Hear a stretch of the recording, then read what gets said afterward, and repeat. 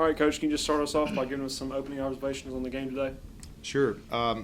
Another 3-0 win, and it's good because we've had a lot of 5-set matches this year. I think that the good part is I believe we're starting to play some of our better volleyball, and we've talked a lot about that, how we want to be continuously getting better and eliminating, some errors and things like that have kind of cost us a little bit throughout the year. So being at home, playing a conference, teams like Shorter and Lee this weekend, it was good to get 2 victories, and just excited to just approach the crossover starting next week and just be in a good position. So. And then Abbie, in set 2, y'all were down 15-10 and managed to come back. Y'all took the lead at 18-17 and ended up winning that set 25-21. And in that span, y'all only allowed 6 points and y'all were able to score 15, which is obviously a huge differential that gave y'all the win in the second set. Can you just talk about that, like kind of what went into that from a player's point of view? Mm-hmm.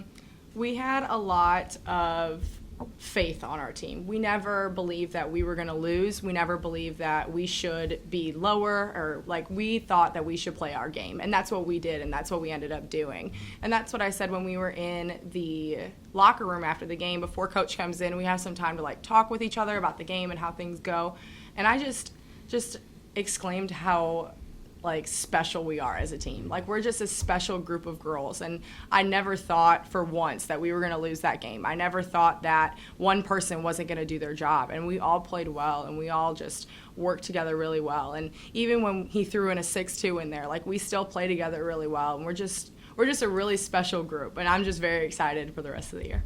I think one of the things, Scott, during that time too that was crucial is we've talked about how there are times when girls have to come in and make a difference. Maybe like Abbie said, a 6-2 offense. We went to that after that timeout, and those girls came in and did an awesome job. Just created some energy on the floor. Our size is very unique. I mean, we've got some big kids out there, and I thought Grace came in and did a phenomenal job against their outside hitters who were really hurting us at that time. So I was just proud to see them pull through. Mm-hmm.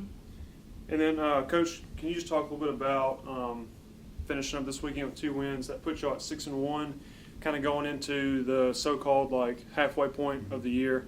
So right now, as of right now, y'all would be tied for second or tied for third in conference. Can you just talk about what that does and how big that is for you guys? Yeah, a lot of who we play at the crossover will be determined on what happens the rest of the day in the league. Huntsville is playing Montevallo today, and I think West Florida has another match. So, we'll just have to see. We know that we're going to have a pretty good seed going into that, and that just means that we play some of their top seeds in that league, and that's exciting for us. We've played a really good schedule this season, one that's challenged us in a lot of ways and helped us grow. So we look at that as just the next step. And to see where we rank against some of the better teams in the region. And we think that we can play with anybody. I mean, we genuinely believe that. We played Lynn earlier this year, and they're doing really well in the Sunshine States Conference. So, if we get the opportunity to play them again, I think our girls want that opportunity. But whoever else we get to play will be cool as well. So we're just really looking forward to that. Yeah. Awesome. Thank you all. Mm-hmm. Bye.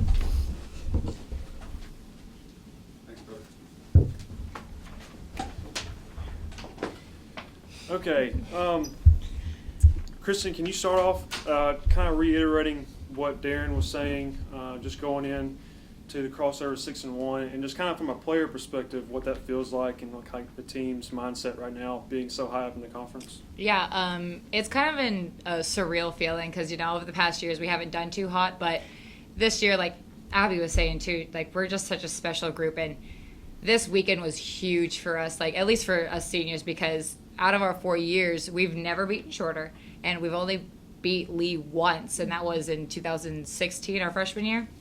So, huge accomplishment for us, from our class standpoint. But other than that, going into the crossover at 6-1, as a record is insane. It's such a great feeling. And then Audrey, can you kind of talk a little bit about what Kristen was saying, the kind of the recent struggles, I guess is the best way to put it, with Lee and Shorter, and now being able to beat them in 3 sets, go pretty good in conference. Can you talk a little bit about what that does for you and for y'all as a team, but not only y'all, what's coming up, future teams and future players coming in?